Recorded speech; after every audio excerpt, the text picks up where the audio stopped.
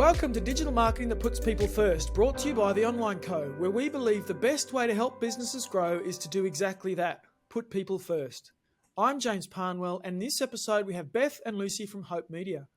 Since Hope Media's establishment as the Christian Broadcasting Association in 1953, they have grown and adapted to the ever-changing media environment. Today they are partners with a number of radio stations around the country, the largest of which is Hope 103.2 in Sydney, which is the largest community radio station in Australia with approximately 800,000 listeners per month. Lucy works as brand manager for Hope Media. She has a business management degree from City University in London and has spent over a decade working for not-for-profit organisations while consulting for other companies. Along the way, she also taught herself graphic design. With her wealth of experience, Lucy believes that marketing has undergone significant changes in recent years. However, she's not convinced that everyone in the marketing industry has caught up on these changes just yet. Beth is an experienced digital content manager with an impressive background in not-for-profit and broadcast media industries. She's a skilled journalist and radio professional with expertise in media relations, crisis management, and event management. She graduated from Codemaster Institute in West Australia with a certificate in full-stack web development, bringing a well-rounded digital skill set to the table. With experience in writing and editing for a national print and online publication, Beth is a strong media and communications professional. She holds a Bachelor of Arts in Communications and Cultural Studies with a focus on journalism and creative writing from Curtin University of Technology in West Australia. Beth and Lucy, welcome to the podcast. Thanks, James. Thanks, James. Well, I'd like to get started with you telling us a little bit about yourself. Perhaps, Lucy, you can tell us a little bit about your history and why did you even bother deciding on marketing?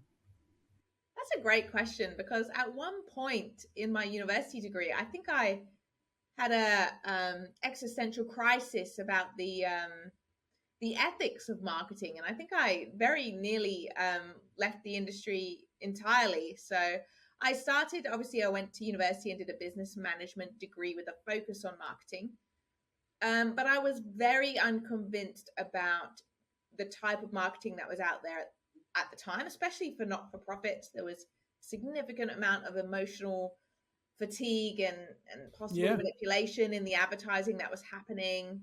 I actually thought that marketing was quite lazy at times, and people had a little bit too much budget and weren't quite as creative as they could have been. So I was getting a bit unimpressed with the industry when I left. Sure. And I decided to move into the not-for-profit sector purely because it allowed for that challenge. Say you reduce a budget, suddenly you have to become creative in other areas. And so I really enjoy a challenge.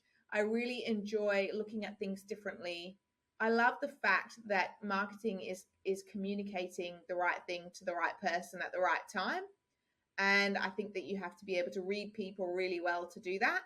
And I kind of just began to explore what marketing could look like. And it was really the not-for-profit sector and the challenges involved in that sector and where I thought we could improve that kind of moved me there at that time. So Beth, how about yourself? How did you get involved with marketing? I probably don't have as much I definitely don't have as much marketing background as Lucy, but just in the digital media communication side of things, I do have a little bit of a similar story to her in that, who knows what you want to do when you're, recently graduated from school and you're a teenager and you have to choose a life path.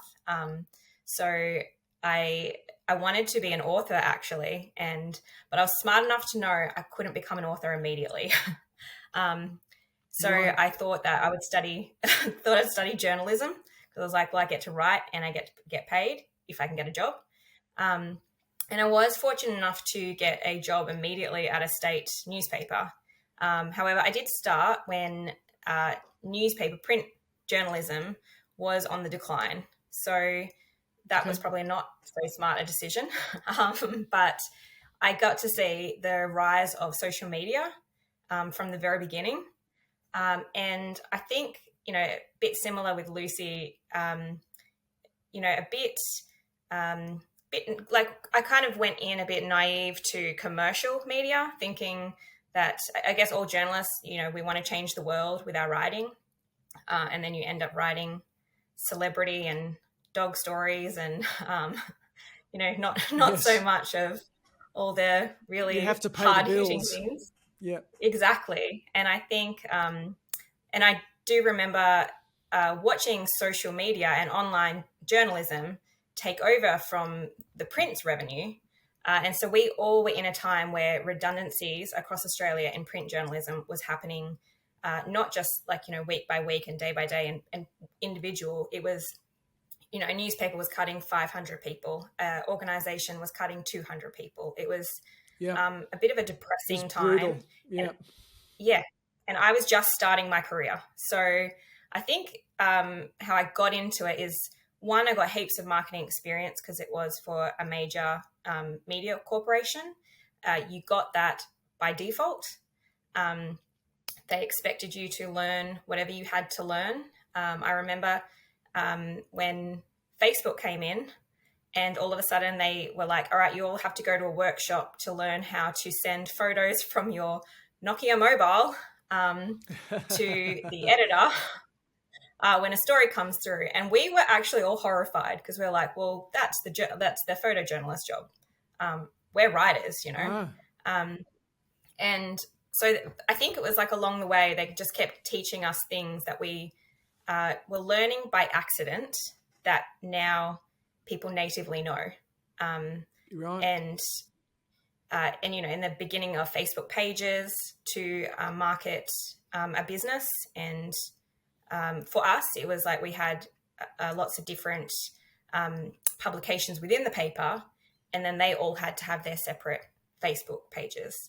And then we had to start building audiences, but we also had to start building our own brand as a person. So you were supposed to have at the time it was Twitter. So you were supposed to be building your own Twitter brand. And I think these days, Lucy will probably speak into this more, whether or not personal versus company brand, like how that all fits. But at the beginning, I don't know, people were just muddling their way through. And anything that new, you were supposed to jump onto it and figure out how it worked and start doing it for yourself so that it could help the organization you're working for.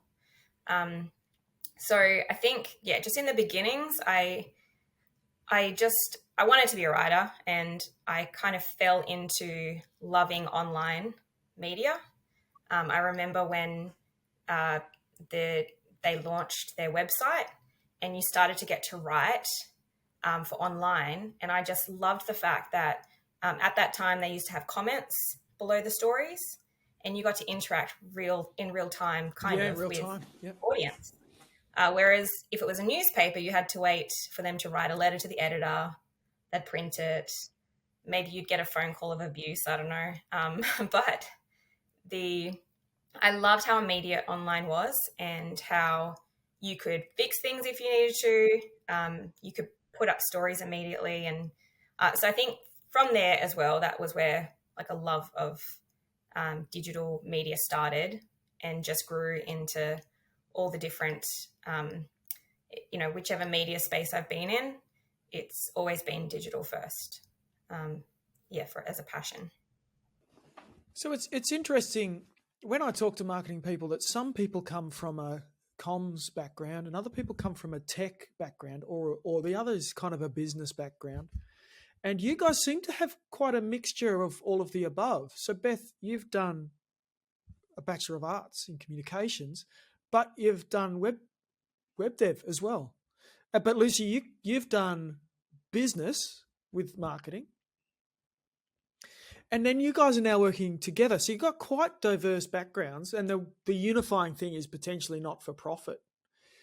How do you find those skills, Lucy, when you're working with Beth and maybe other people, those different skills complementing, and when you see your strengths and weaknesses and the need to draw on other people?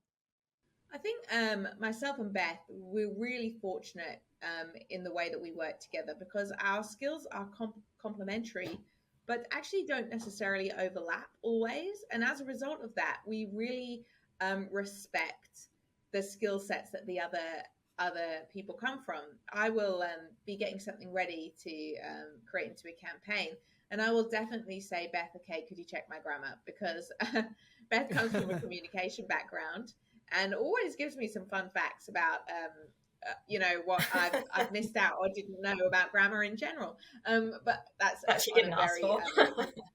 that I didn't ask for.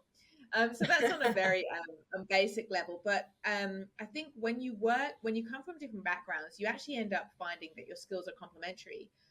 Beth is very much focused on digital content led marketing.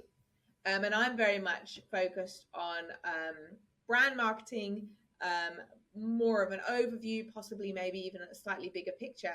But then we both can sometimes cross over into each other's roles. And I think it's just respecting the skills that each other's have and actually working together. And so I actually very much appreciate that a lot of the skills that Beth have are the ones that don't overlap are things that I would struggle with if it was just me. So I think that's what happens when you bring people from differing backgrounds into a similar role. And it's actually really smart, a really good way of doing it. Yeah. So Beth, as a journalist and a budding novelist, you went out and studied web dev, which is Yes. Logic and data and code. Yeah. How did that break your brain, or how did that work for you? I think weirdly, not weirdly, coding is another language, but weirdly they fit together really well. And I think I've always been someone who just wants to stay relevant in a job, in the sense of I started out my career at a time when I actually have fully personally experienced the decline of an industry. And I think that, the jobs that are of the future of maybe 5 or 10 years time and how we will market things, we don't even know about yet. And so I think like my experience just starting out as a very young person at the beginning of my career and watching an entire industry change because of one tool. It was essentially Twitter that changed print journalism into online journalism. Yeah. And so for that reason, I think it's more just like a passion in me to always make sure I have skills that are relevant to a role. But I also just enjoy learning something new and never being bored, to be honest. So I think that the studying coding part came in because I feel like a lot of people actually start to learn things like HTML and CSS by accident anyway. You might go into a job and they'll start teaching you some things, and then you realize you actually have some of those skills later. And that's what happened to me when I worked for a university editing for them. And so I think it was just more like a real interest in going, hey, like how does digital spaces work? Like what are they built on? And I think when I found out it was just another language, I was just really interested in like learning a new language. It just happened to be a digital language. Okay, so we have this saying, digital marketing that puts people first, and it's a philosophy of ours at the Online Co.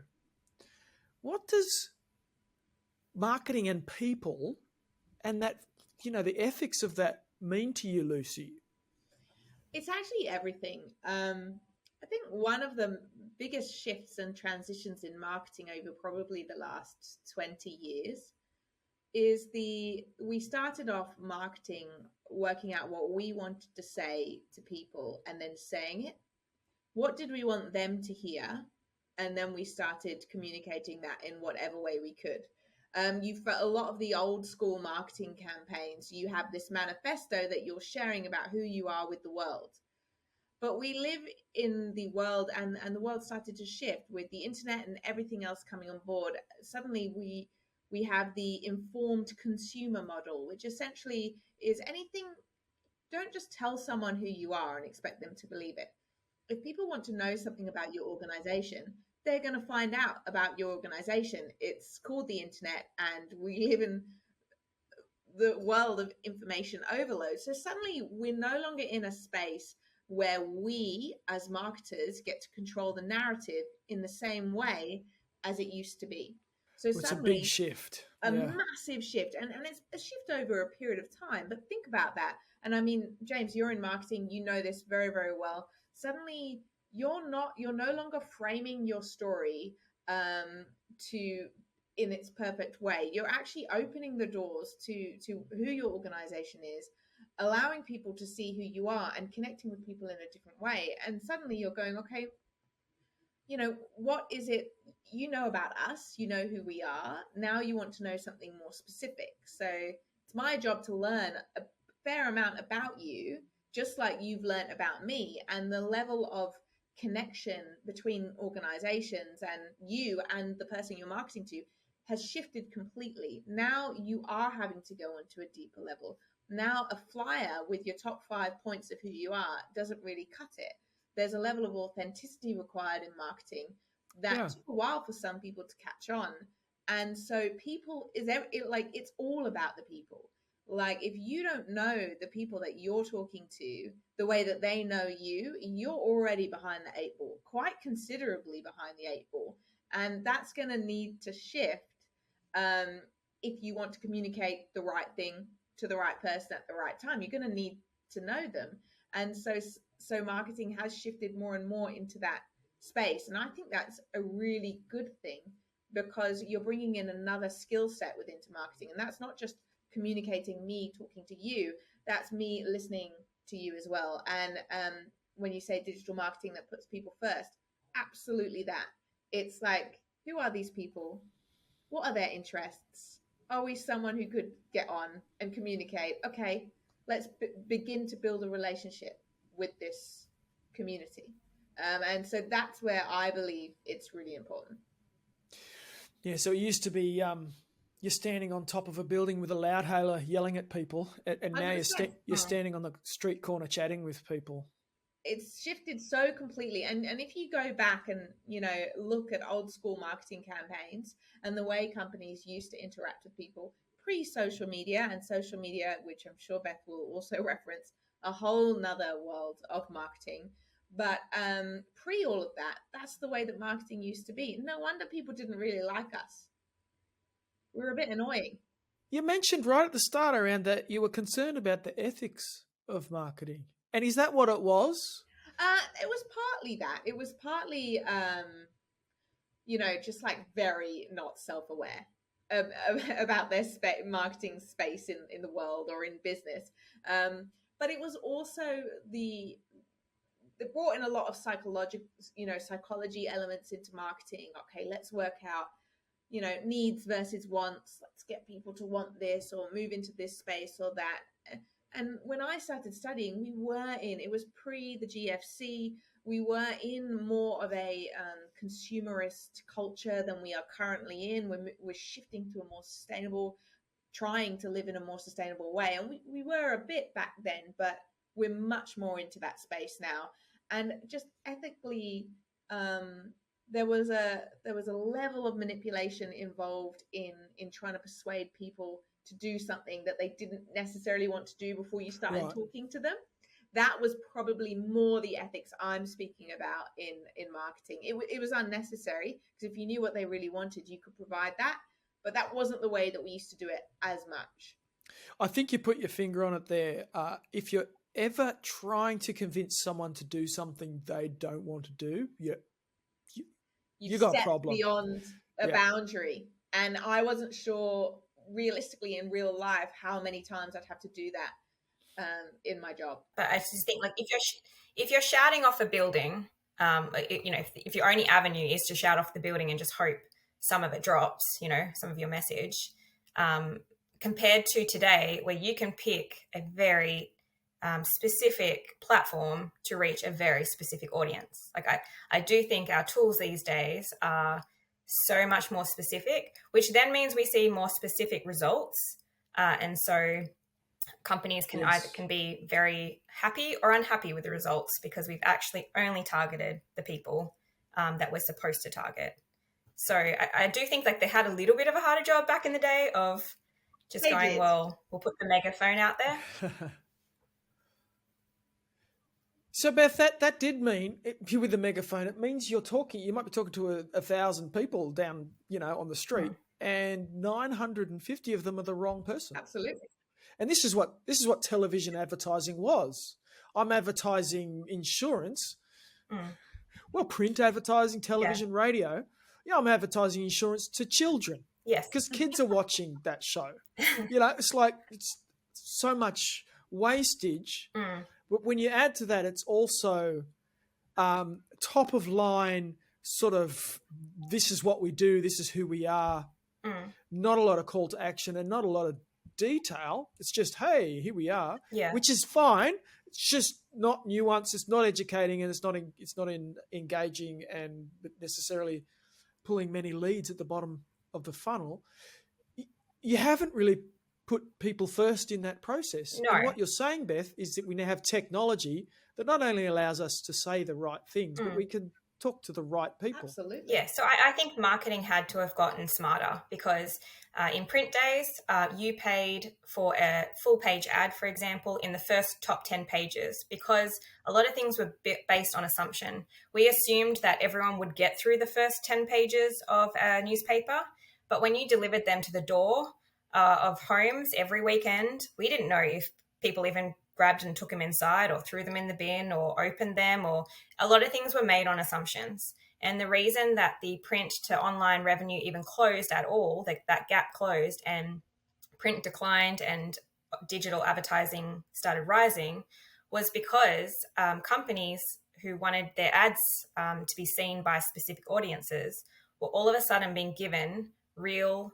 data that said 400 people saw your ad, as opposed to the 800,000 print newspapers we've just assumed have seen your ad. And it went from like a big company, big airline companies paying 50 grand in the first 10 pages to have one ad for 1 week, to companies saying, well, I'm not going to pay that for online because I can see only 400 people have seen my ad. And so there started being this tension between, what we could assume people were seeing, the 800,000 circulation figures. We just assumed they all read that paper. Companies all of a sudden were like, well, you can't provide us with that same large data, so we're not going to pay that anymore. Yeah, so let's talk about data, because for me, I did my degree in marketing in the 90s. I know I don't look that old. No, definitely don't. And it was pre Google. Yeah. So search didn't exist. And by the time we started the Online Co in 2009, the world had changed.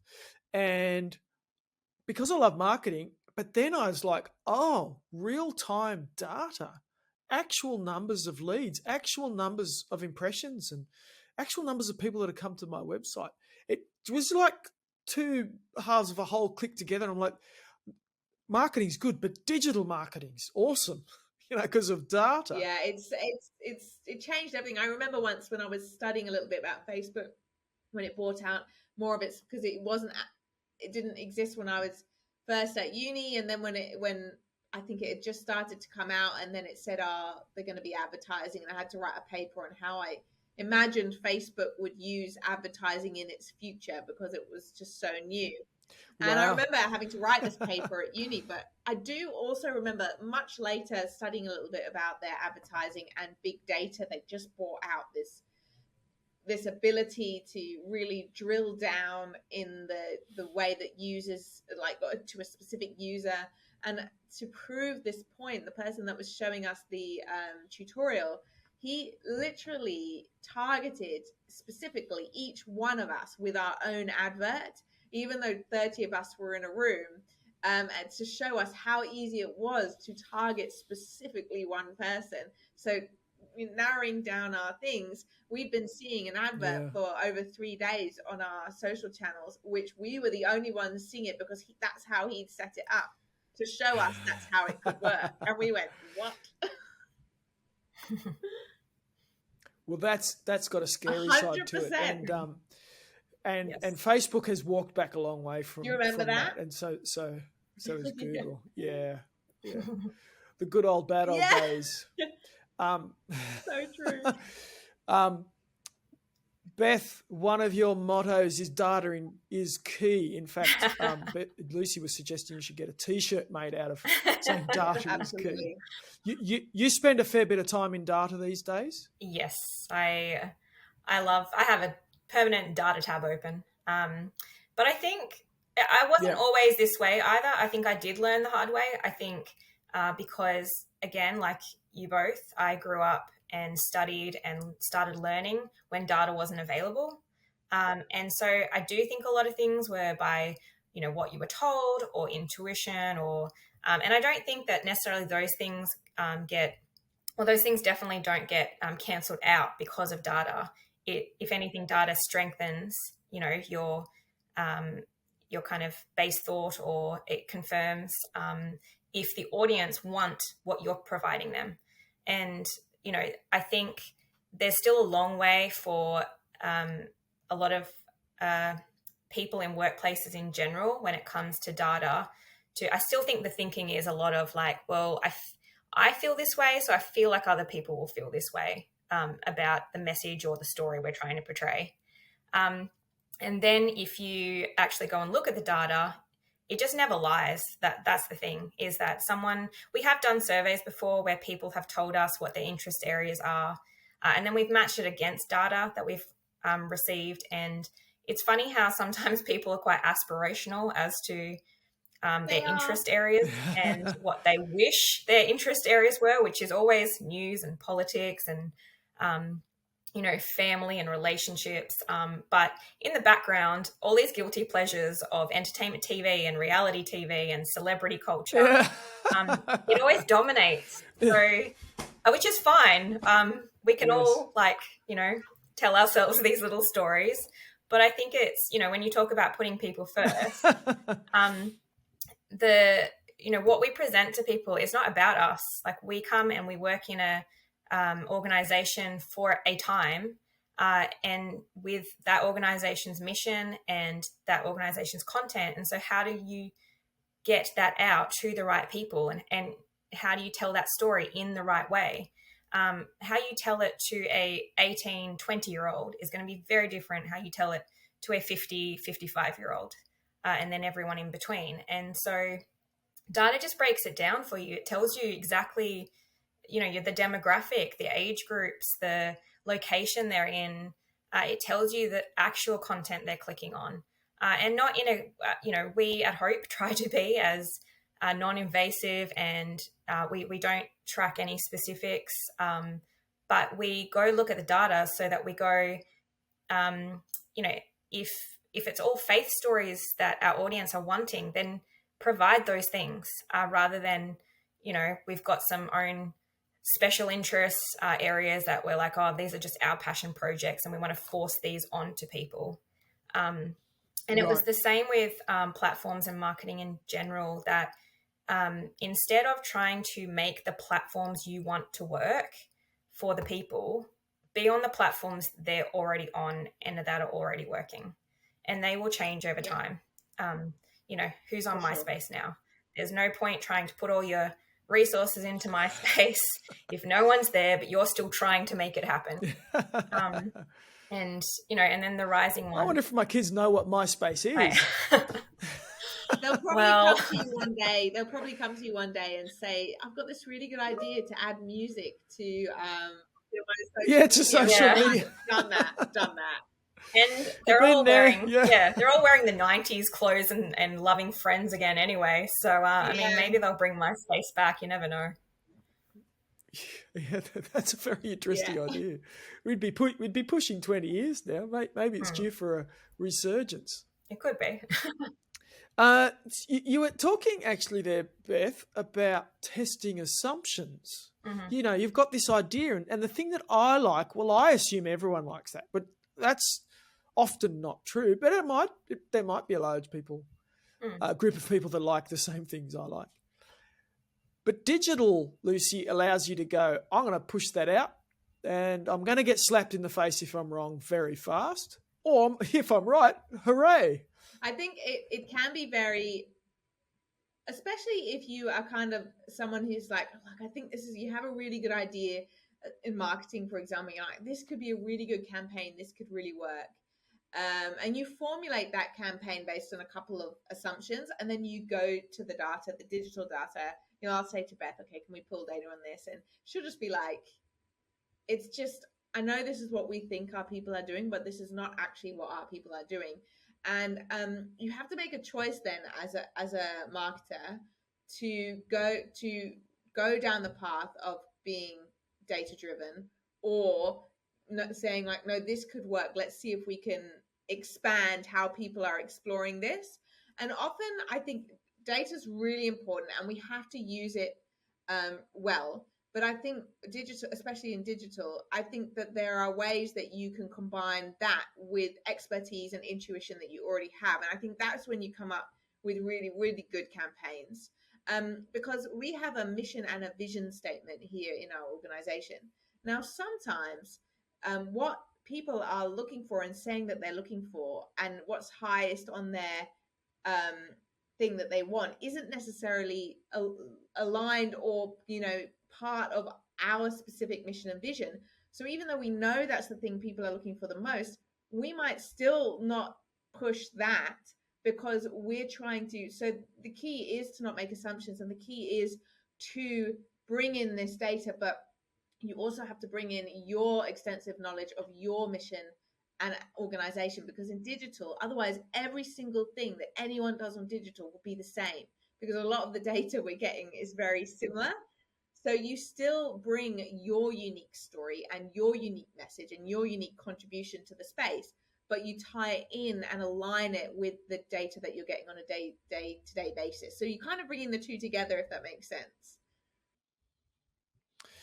Yeah, that's interesting because listeners to this podcast who live in Sydney might know 103.2 as the Christian radio station.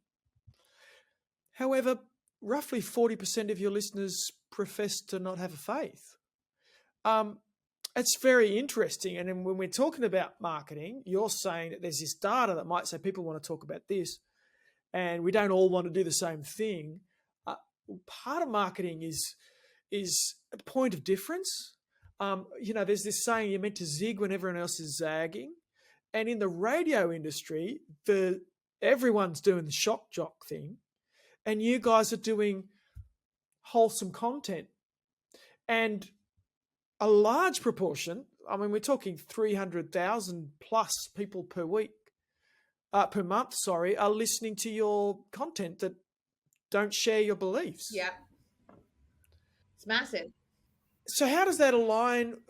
Do you have thoughts on being different, poking out and going a different way to the current in order to create an engaged audience? I mean, Beth, you speak to that first. I'll follow up. Yeah, I think what you were saying there about, so when we see the data and we see that everyone is into like reality TV and movies and celebrity culture, we're not going to start becoming the radio station for just, hot news on celebrities. That's not who we are. What Lucy said, we have a mission statement. And so we go, well, if people are still interested in entertainment, what is our point of difference? And just one example is Laura Bennett, who does afternoons. She does movie reviews. So she still goes and reviews all the major films, but she puts a Christian perspective to it. She finds, like we also make sure that the ratings are on the films. We kind of let people know if there's some things they should look out for or not. And so that, that's just one example, but I think it's not about shying away from the things that everyone else is talking about just because it's maybe a film that is not really we don't just review Christian films. And I think that also speaks to the audience that is, a large portion who don't profess to have faith, but are interested in clean content for their kids, are interested in exploring faith or wholesome content. And so, I think wholesome content's a big deal because, we obviously won't name them, but there's plenty of kind of grubby stuff out there. And if you're a parent with your kids in the car taking them to school, you don't want that on the radio station. And one thing that's really interesting is that, and again, you would know this from marketing for as many years as you have, but when you are outlining a point of difference, even if it's something that potentially could be divisive, like so For example, the fact that we are a Christian radio station.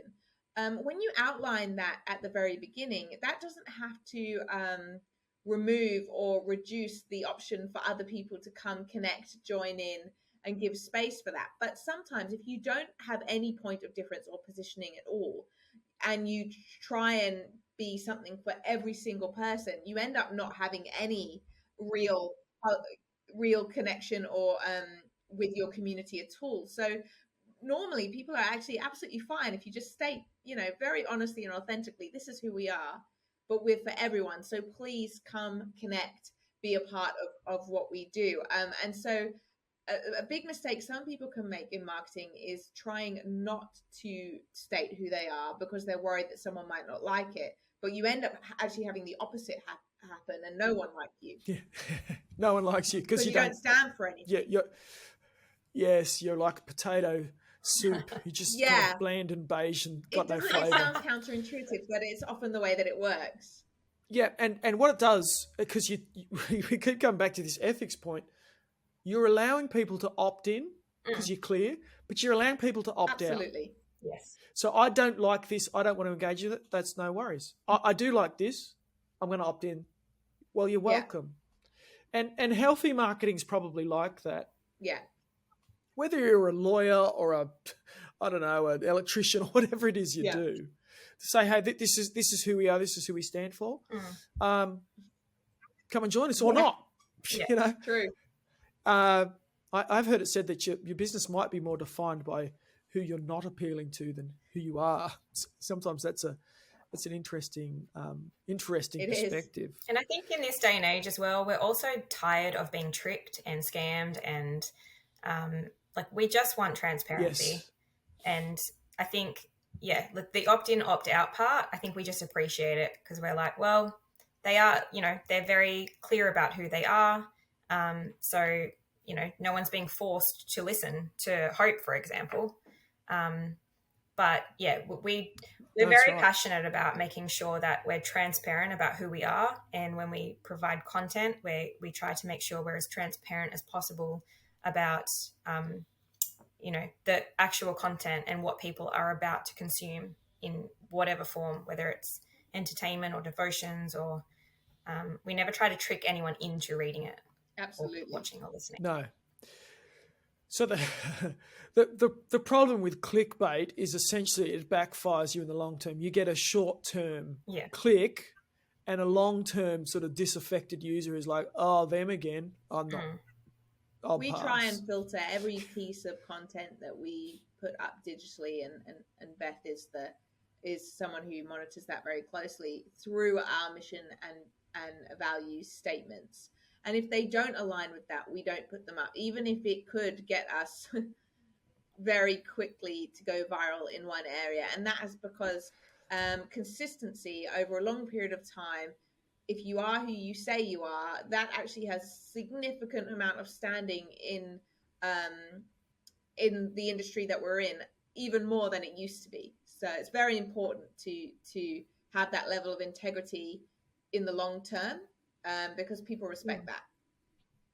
Yeah, and James, what you said about clickbait, we have tried to be very intentional about not doing clickbait. And, there's a difference between keywords and making sure it's like a shock kind of headline to grab you in. Yes. And sometimes that's hard because that some of the more shocking clickbait headlines you could come up with would get a very short-term a short-term result. But for the short term, it would get the numbers up. So sometimes it is hard to go make a choice where you're like, well, we have to be more transparent and we don't want to trick people into consuming this piece of content. But it may not get the, there's high kind of vanity clicks to start. So one of the things I've learned in my career, and it was really summarised from in a recent textbook I read, is this idea that a short-term approach to marketing is unwise. Always. Yeah. It's always unwise. And, we talk about clients we don't deal with. If we've got people that want very short-term results, it's like, well, that's problematic on a number of levels because maybe we end up compromising ethically to get your Yeah. result, or maybe we're just kind of harming your business because we're doing things that just, you know, get you some leads today and then they fall over. Or maybe we're getting you low quality leads, or, you know, the short termism is, and I think data's actually given us this. If I do this, I get this result tomorrow. Great, we should do more of that. Yeah. Whereas we don't tend not to look at the 12-month or the 5-year piece of saying, hey, we've done good work, engaging work, created our brand, built on our brand, delivered on our promises over time, and now people love us Yes. and stay with us, and we've built a successful business. We've taken data's actually, that's the bad side of data. Well, and and a move away from building a brand on trust. It's why I don't think AI could ever determine your marketing strategy. There's too many other human factors at play. It can help. Yes. Well, AI is a good Yeah, tool. very It's not good. it's a good servant. It's not a very good Yeah. master. Don't use it as a Yes. helper. So, in full transparency, the Online Co has worked with you guys for a couple of years now, and we love working with you guys. One of the things is that we maybe laugh more in meetings with you guys than any other client. I don't know what it is about must be a great culture to work in down there. You've got quite a few people with great senses of humour, including yourselves. Tell me how it is. You know, when we've got small business owners listening to this, and we've got marketing professionals like yourselves listening to this. What's your thoughts on when to use somebody in-house, which is you guys, and when to use somebody out-house? It's a great question. There's a lot of the marketing has shifted as well in terms of you don't really these days, even in larger organizations, have big marketing departments anymore. You can have a few people in marketing, but often you have to find that balance between outsourcing what you need and doing things in-house when you need to, like from a funding point of view. So resources, especially if you're not for profit, is something to explore. Another thing that's really interesting is just like when you're in an organization and you've got a bunch of stuff you need to do, like it's working out who is the best person to do that job anyway. You might not have the skills, let alone the resources, but the skills, and you might need to bring people in to support that. That's also, you know, a really valid way of looking into who's going to do what within your marketing department or within your digital department. I think resources is a significant one, but also onboarding. Like James, you were very patient with us as we explained some of the complexities around marketing for a media organization, around our mission and our values, around sometimes the niche like appeal for some of the stuff that we do. Around but you have to think about the length of time exactly. You know, you have to think about the length of time it's going to take to bring an organization, onboard an organization into some of the ways that you work. And sometimes that time it takes to bring on board someone externally could actually, it's just too long for you to get the project that you need done. So that's another. So if you're looking to build relationships with organizations long term, then it's kind of worth it. But if it's only a very short term thing, maybe bring it in house, because explaining yourself and possibly being misunderstood can actually end up taking longer. Yeah, Beth, do you think there's such a thing these days as a digital marketing expert? Everything's so I guess niche. I guess like you can be an expert in the sense that you understand like the concept. Like I think Lucy is a digital marketing expert. I think she has a lot of skills, a lot of knowledge, and like really is able to kind of put that out across all the different areas she has to speak into, and then also all the different people she has to work with. So I think you can have an expert, but I don't think that you can have one person to do digital marketing, because it's a beast and it's never ending. It's 24 hours. It's 365 days of the year. Content never stops. And digital, whether it's social media or the website, apps and podcasts, people are just wanting more and more and more. You can drop an entire series of a podcast, or a Netflix show, and people will consume it in, a day or two. And then they're looking for a new season, which is not how we used to consume content like, No. 10, 15 years ago either. And so I think, thinking of my kind of pros and cons of why you would have one person as opposed to an agency, is that a person in-house is very like closely, they're in the bubble, they're in the world, they're passionate about it, and they're kind of like on call during working hours. But then an agency brings, like what Lucy was saying, all that professional expertise from different people, but also you're covered all year round. And I think that it's actually a mix of both. So, what I do love about working with Online Co is that we have you guys to cover the bulk of what we need, because we just don't have the time and resources and people to do it. But then when there's more immediate things, or there's things that, we just kind of know like so well, we can do that ourselves as well. So I think a kind of a collaboration is a good way to go about it, whether you have, one person in your organization or 5 people in your team, and then, working like closely with an agency. So I think we found it a positive experience, because Lucy and I did try to find an individual to do it. And for the time we were looking, we were covering it, but we were also doing 3 other kind of jobs, and we were so overwhelmed by it.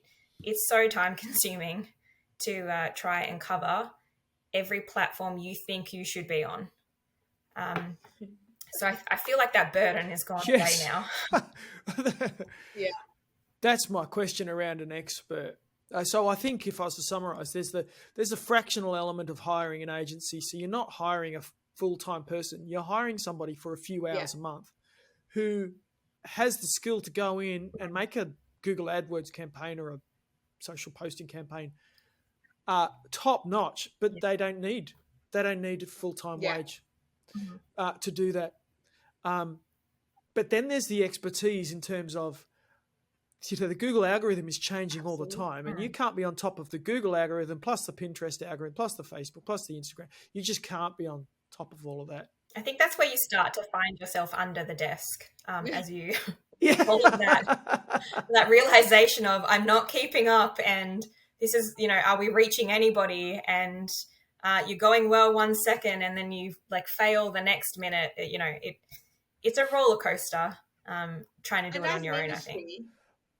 As an industry, I honestly think we are changing so fast and so quick. It's almost like we're resetting every time. Everything that worked 3 or 4 months ago isn't necessarily working now. And then, so we had that with Facebook and social media, but then we also had a completely life-changing event take place in 2020 to 2022 in COVID. That changed everything. We're now looking it's March 2023, and we're looking at anti-branding as a concept beginning to rise to the surface. That's basically no branding at all, because everybody's fed up of something polished, and they just want something simple and clean. They don't want to be confused. They want something authentic. Yep. They want something they can read really easily. They don't want anything clever or smart or fancy with all the different things that we put in even 10 years ago. The cultures are constantly changing in marketing because people don't want to wade through 5 different really cool little elements to get to the bit that you're trying to say, because they're too tired and they're too overwhelmed, and life is too difficult right now. Say what you want to say and let me choose. And suddenly we're moving into a different space again. And I mean, I love that, but it means that we're all coming from often from that level playing field. We can say with our experience, yes, we're experts in this, but honestly, it changes every few months, and we have to kind of relearn. And so you have to be really good at problem solving and really flexible to everything that's changing in order to kind of stay in the industry, which is obviously what you guys did in the digital marketing, which you're having to do probably every single week. Yeah, it's a topic in every single team meeting every week. Yeah. it's just the nature of the industry. Absolutely. Yeah. One last question. If you could go back and speak to yourself 10 years ago, Beth, what advice would you give yourself? Well, two short pieces of advice. One, I did think about this.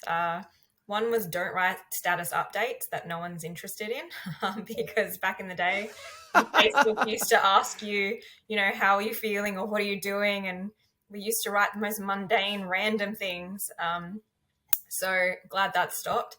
But I think for me, what I've learned is don't fear what's next. It doesn't mean you have to jump on board it. It doesn't mean you have to incorporate it into your strategy or use it necessarily. But journalists were afraid of Twitter because it was like they were afraid that they were going to take away our jobs, because if every day untrained people could break news, what do we do? And I watched organizations who started incorporating Twitter and using it in journalism in a really clever way, and they thrived. And so I think, and I've seen time and time again that every new technology that comes, the organizations that are excited about it and use it, and also there's some technology that fizzles out, or some social media platforms that are terrible, shouldn't use them. But the thing is, don't get that. I think there is this anxiety of, chat GBT's out now, so what a writer's going to do. Yeah. And there's always something new that you can get worried about. But the thing with digital is there's the good and the bad of it, no matter what. We've seen how social media has been revolutionary for some countries, but we've seen how Facebook has also, for Australia, turning off news for a week. How can you rely on a tool that can just unplug you, without any warning? So I think it's just don't fear it, and just seeing okay, well, what's next? What do we do? What's good? What could we use? And so from small business to big company, it's just working out how many resources do you have, and who are you trying to target, and then try and find the platforms you need in order to achieve that. Yeah, curiosity is a good stance, Very isn't it? good. It's rather than you can be fearful of the tech, or you can be the opposite. You could be like this great big guy. I love this new wonderful thing, and curiosity just says, "Hey, let's check this out. Yeah, let's see how we can use it. Let's see if we can innovate, and maybe we put it in the bin." But what about you, Lucy? What would you in a way, what advice it's would you fairly give yourself? similar to Beth. I think the first thing I'd say is, don't worry, Luce. The majority of people are walking around pretending they know what they're doing. Even as, even higher up in those things. And the reason I say that is because things are changing all the time. And what I thought I could equip myself with, it was study, learn, which is very, very important base. But what's more important is actually what you said, James. It's about curiosity. It's about being able to trust that what is within you and your ability to problem solve and to learn and to look forward to the future, that's what you really need to carry with you in your work, even more than the qualification I got for a now redundant, for advertising that is essentially redundant. So I think, again, like Beth said, it's not being afraid that what you learned is becoming irrelevant. It's more realizing that the way you learn it and the way you can then implement it is more important. So I'd probably told myself that, and kind of trusted myself a little bit more. Yes. Yes. Oh, well, that's awesome. Well, Lucy and Beth, thank you so much for joining us on the podcast. Thanks, James. Your stories and insights have been fascinating. Always love having a chat with you, James. We always take up too much of your time. Yeah, it's a pleasure. It's a pleasure. Well, I hope you found today's episode informative. I know that most businesses struggle with their digital marketing, so that's why we've developed a process over the past 10 years to put together robust and holistic digital marketing strategies to help your businesses grow. If you need help with your digital marketing, just Google the Online Co and click on the red button to book a quick chat. We'd love to have a speak to you. speak with you and see how we can best help. Take care, everyone.